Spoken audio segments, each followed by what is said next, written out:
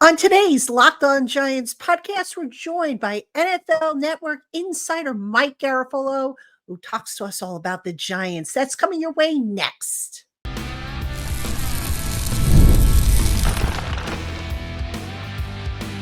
You are Locked On Giants, your daily New York Giants podcast. Part of the Locked On Podcast Network, your team every day. Today's episode of the Locked On Giants podcast is brought to you by FanDuel. Make every moment more. Right now, new customers get $200 in bonus bets with any winning $5 bet.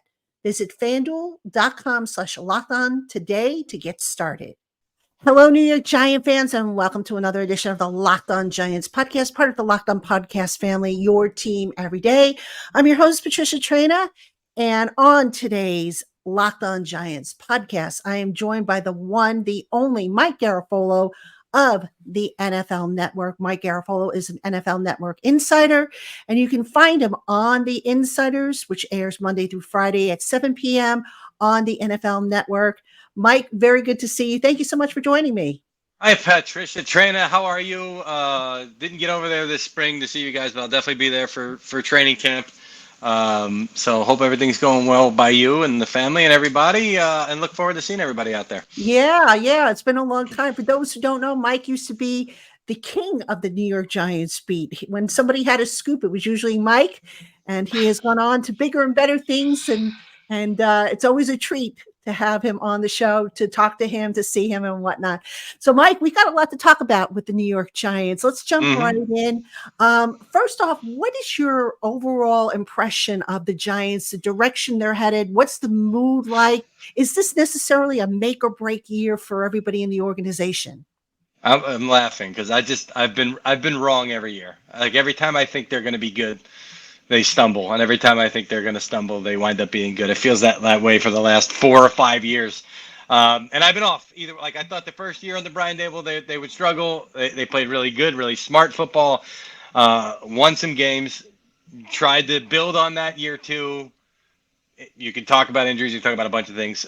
Just didn't happen, and I'm like, you know what? I'm out of the predicting business when it comes to the Giants. But you do look at a roster, and you do look at that they're good in a lot of areas, right? And if some of these young guys can really come along, particularly at the receiver position, I see no other position where you're going to have to rely on your first and second and third year guys there to really carry you, which they can, which is possible, which is doable. Their pieces are in place. And if Daniel Jones is healthy, and from the time of the injury through the surgery, they've been optimistic that he's going to be ready to go. It seems like that's still going to be the case. It seems like, barring a setback, and he builds in training camp, and who knows how much, if any, you see him in the preseason, but it seems like he's locked in for week one, or on the road to week one, I should say. You're starting to feel like they've got pieces in place, and that's what they feel, right? That's what you're feeling from inside the building, is they feel good about the construction of their roster right now. It's easy to say that on paper. It's hard to do it on the field. Mike, a lot has been said about the quarterback position for the Giants. There was a lot of work done by Brian Daboll, Joe Shane, and the scouts over the, leading up to the draft. The Giants were rumored to want to move up to take Drake May in the draft. That didn't happen. So they pretty much have decided to run it back with Daniel Jones. I mean, to me, that's mixed messages. It's like, they wanted to trade up to get a guy, but now they're going to run it back with him. I mean, how do you kind of see that unfolding moving forward with Daniel? I mean, he's the guy right now, but how long of a leash do you think he's going to have? During the season, if he's healthy, he's the guy week one. Like, there's no question about that. I know you know that.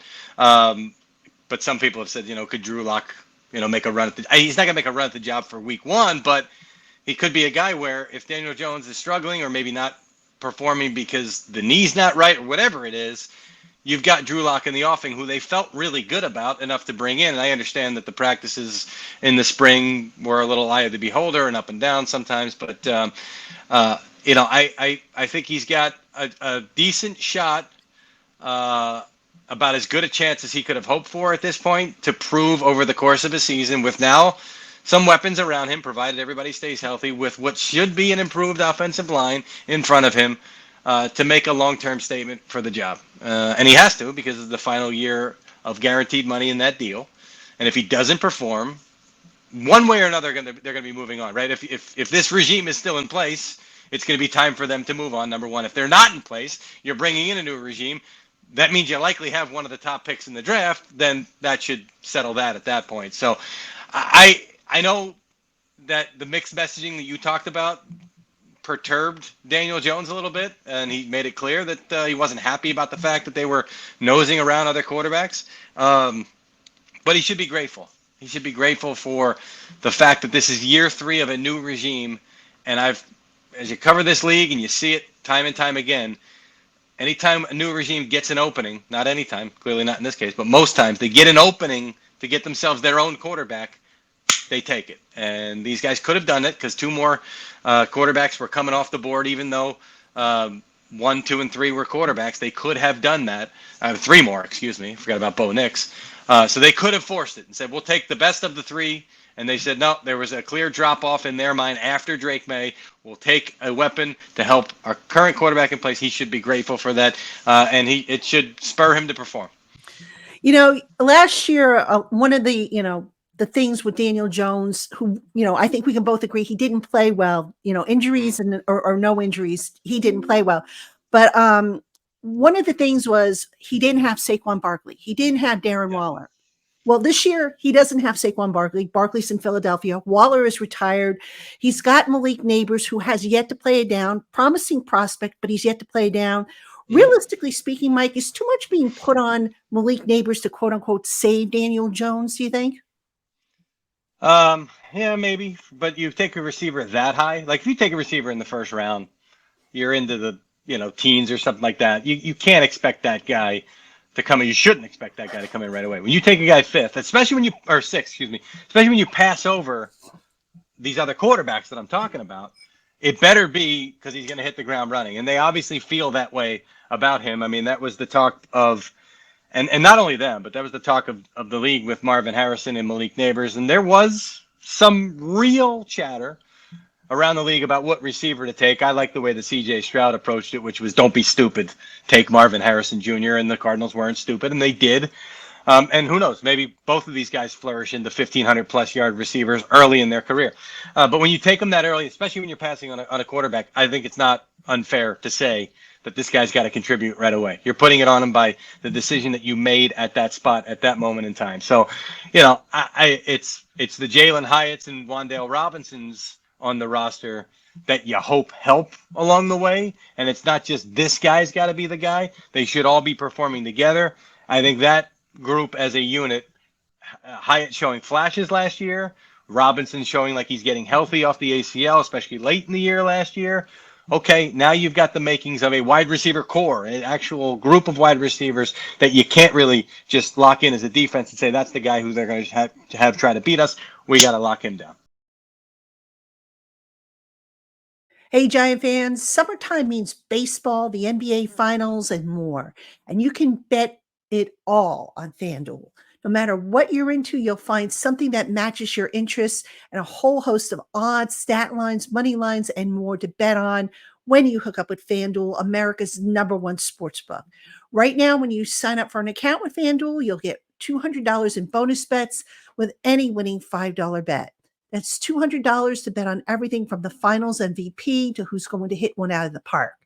Visit FanDuel.com/lockedon and add a big win to your summer bucket list. FanDuel, America's #1 sportsbook.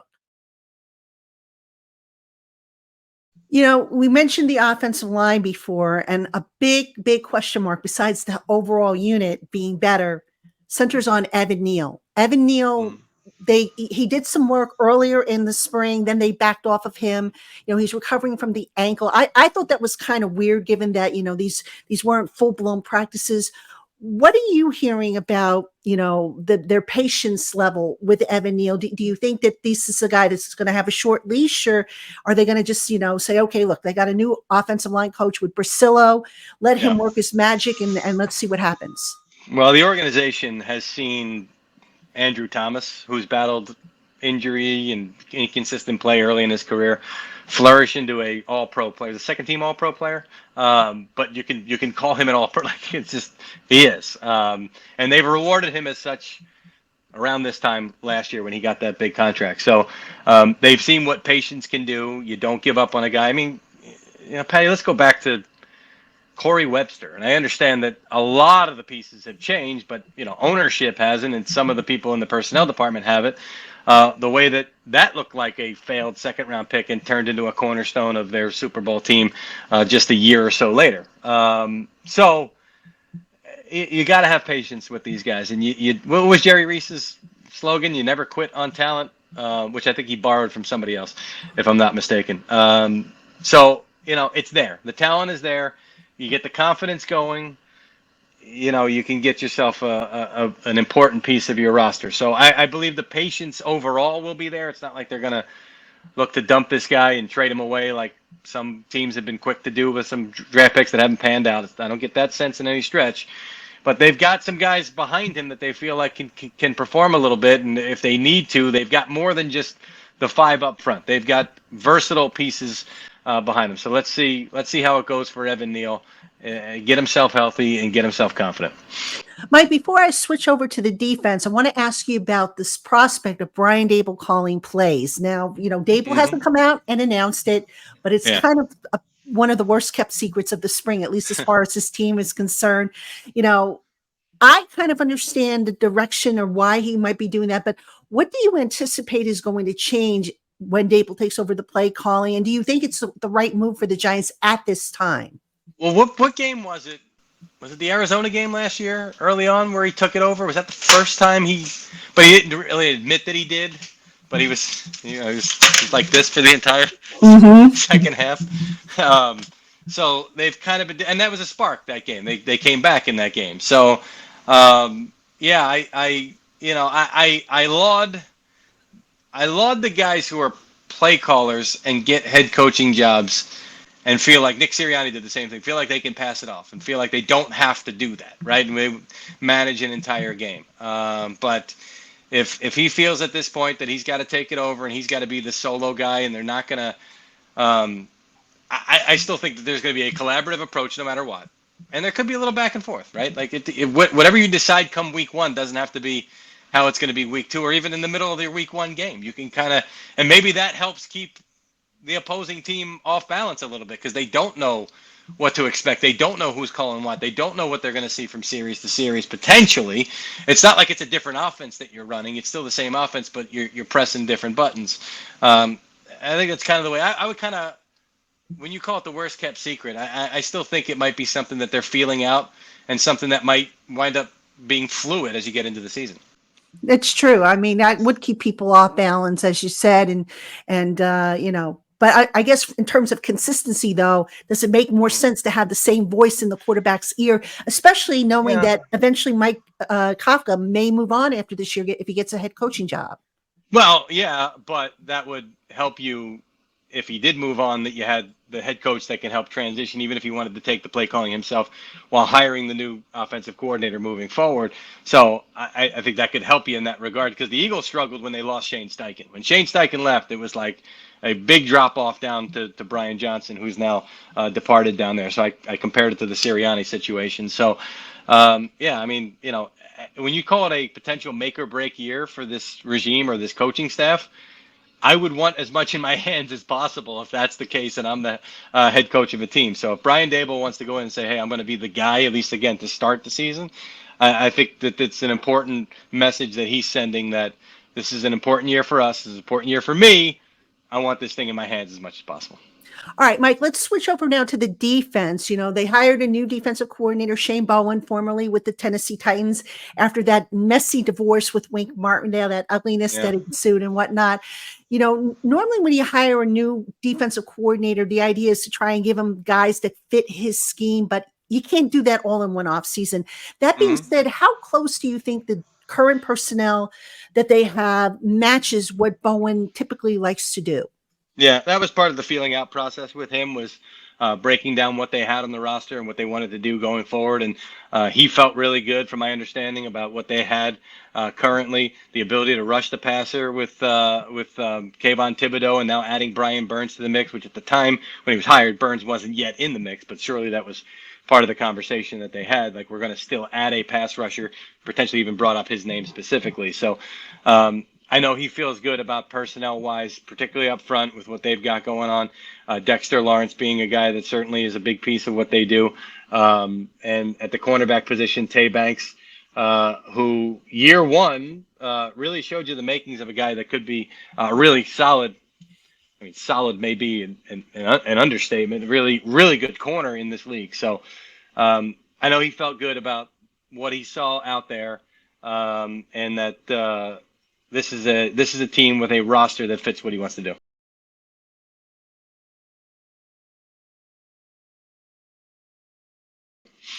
You mentioned cornerback, Mike, sort of like with quarterback, the Giants were kind of feeling out different veterans, Tre'Davious White, Darius Williams, Steven Nelson. There was a report Steven Nelson was on their radar.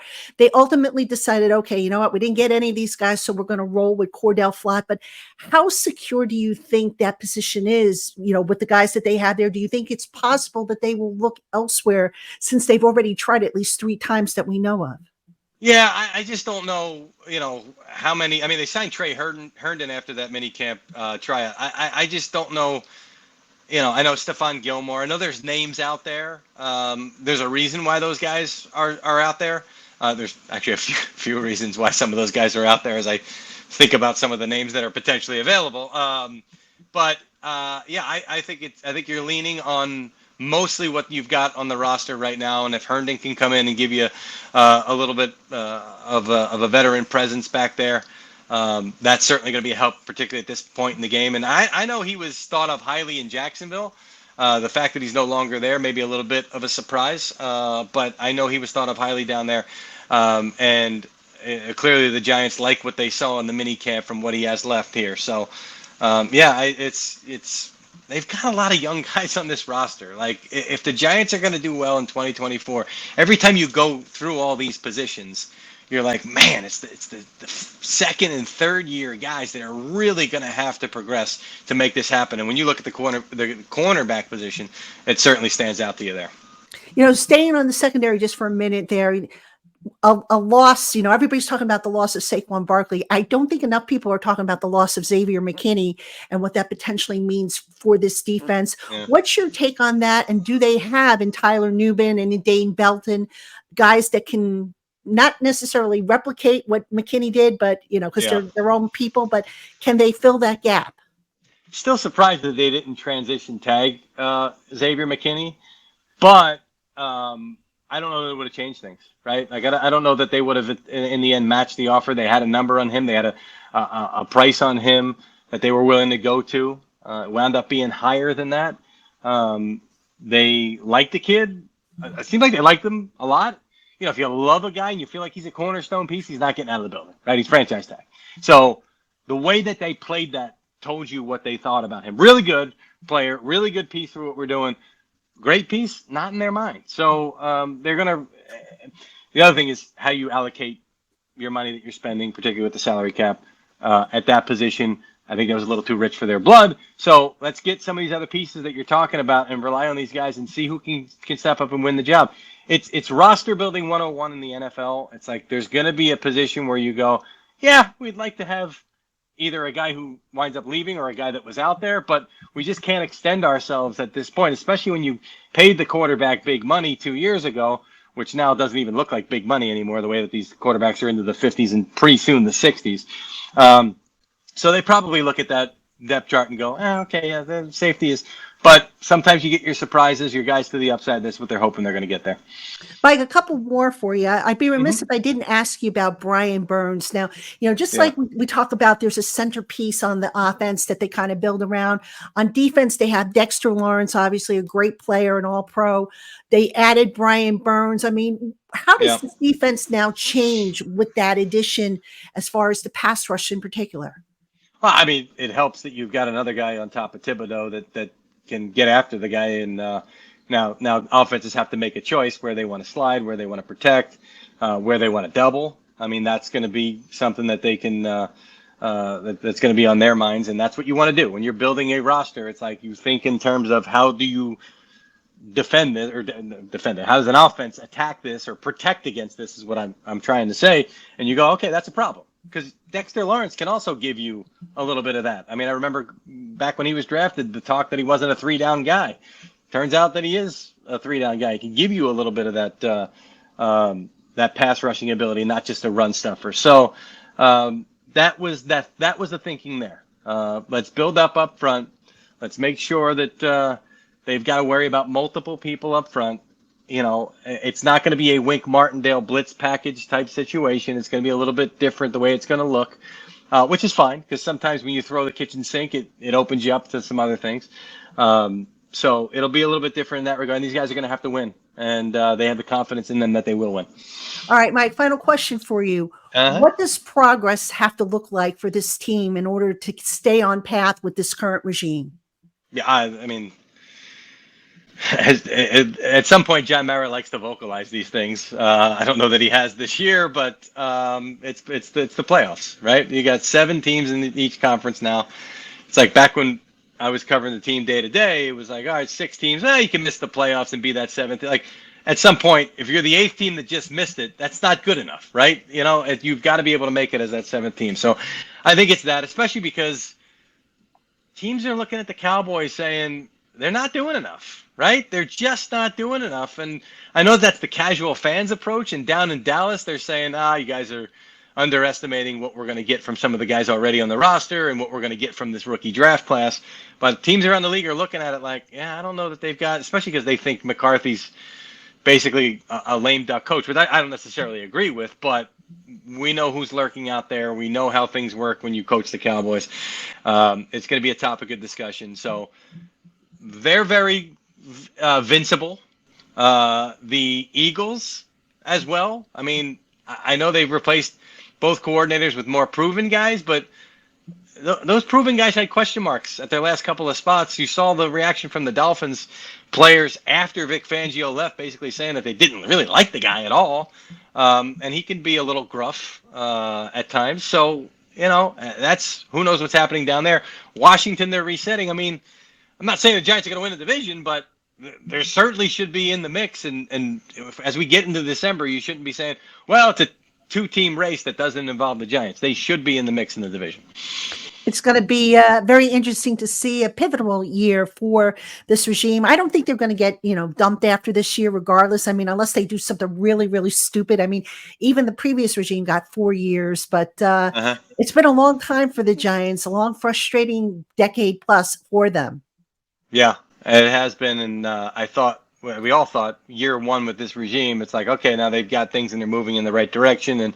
And certainly after a couple of quick triggers at the coaching position, they want to stick with this regime. They don't want it to be a 3-and-done type situation. They've had some 2-and-done situations. So they want to be able to have a coaching staff around and the regime around for quite some time. So I know they're looking for good results here.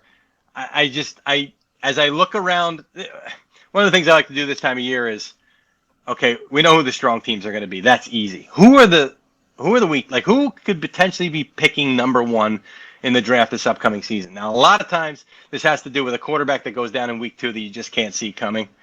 So outside of that, assuming everybody stays healthy, I don't look at this Giants team and say, well, they're in the conversation to be one of the worst teams in the league. It doesn't make any sense to put that forward at this point. And I know a lot of people are down on them after last year and losing Saquon. Feel like that's going to be a huge drop-off. Look, Devin Singletary has played games in the playoffs for the last 4 years, I believe, right? Like, so he's a guy that you can win with and make the postseason with. So there's enough on this roster as you go through it to say this team should be in contention. He is Mike Garafolo, NFL insider for the NFL Network. You can see him on The Insiders. The program airs Monday through Friday, 7 p.m. on the NFL Network. Never any rest for you guys. You do such a great job. Mike, I appreciate you coming on with me. I can't wait to see you this summer. Hopefully you'll get out this summer and, we'll have to catch up, say hello. Excited to see you, and thank you for having me here. Enjoy your summer. Why don't you get some downtime? How about that, Patty? Sounds good to me. All right, Giant fans, that's going to do it for this edition of Locked On Giants. Be sure to keep it here. We'll have plenty more coverage as we get you ready for training camp, which will be here before you know it. Hopefully not too soon, but before you know it. For Mike Garafolo and Patricia Traina, have a good one, Giant fans. We'll see you tomorrow.